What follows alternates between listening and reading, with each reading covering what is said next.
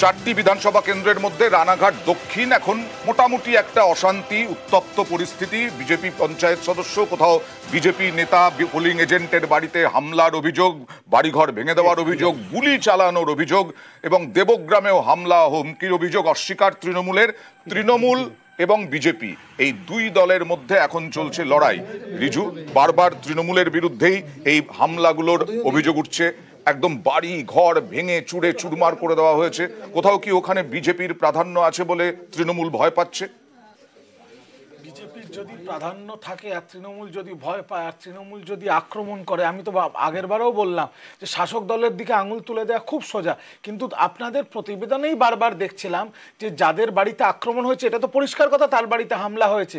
কিন্তু যেটা আমাদের প্রার্থী বললো যে এটা বিজেপির গোষ্ঠী কোন্দল, আদি বনাম নব্য বিজেপির মারামারি। আর যাদের বাড়িতে হামলা হয়েছে তারা খুব সহজেই বলে দিচ্ছে তৃণমূলের আরবাদ বাহিনী করেছে।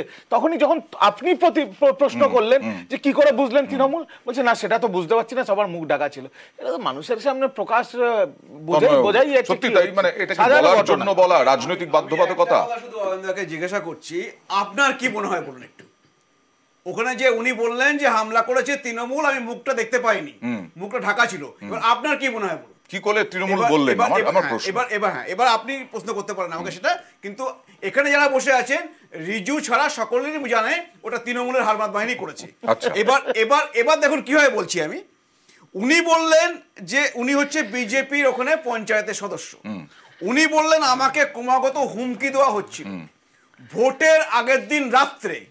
এবার 30 থেকে 40 জন বাইক বাহিনী সেখানে গিয়ে অ্যাটাক করলো। সবসময় জানবেন যে কোনো ক্রিমিনাল অ্যাক্টে একটা মেন্স রিয়া বলে কথা আছে। মেন্স রিয়া মানে কি বলতে পারেন মোটিভ কি। আজকে যদি 30 জন 40 জন ডাকাত যেত ওখানে রাত্রেবেলা, তাহলে তারা বাড়ি থেকে সমস্ত লুটপাট করে আনতো, তারা লুটপাট করতে গিয়েছে। আর 30 থেকে 40 যদি হারমাত বাহিনী ভোটে যাতে সে না আসে তার জন্য ভয় দেখাতে যায়, যে আদিনব্যর কথা বলছে, তারা হচ্ছে আদিনব্য ভোটের আগে দিন যাবে না ওর বাড়িতে। আচ্ছা, এটা আপনি সার্কামস্ট্যান্সিয়াল এভিডেন্স দেখতে হবে। এখানে এভিডেন্স সবসময় আপনি সামনাসামনি না পেলে সার্কামস্ট্যান্সে দেখতে হবে। এবার সার্কামস্ট্যান্সে যদি আপনি দেখেন, আপনার ওটা পুরোপুরি আপনিও বলতে পারবেন যে ওটা তৃণমূলের হারমাত বাহিনী। 20 বছর 25 বছর আগে যা হতো এখনো তাই হচ্ছে। নির্বাচন কমিশন কড়া ব্যবস্থা নিচ্ছে, কেন্দ্রীয় বাহিনী আছে, কিউআরটি আছে। বাদশা, আবার সিপিএম এর বাড়িতে নয়, সিপিআইএম এর বাড়িতে নয়, কংগ্রেসের বাড়িতে নয়, বিজেপির বাড়িতে।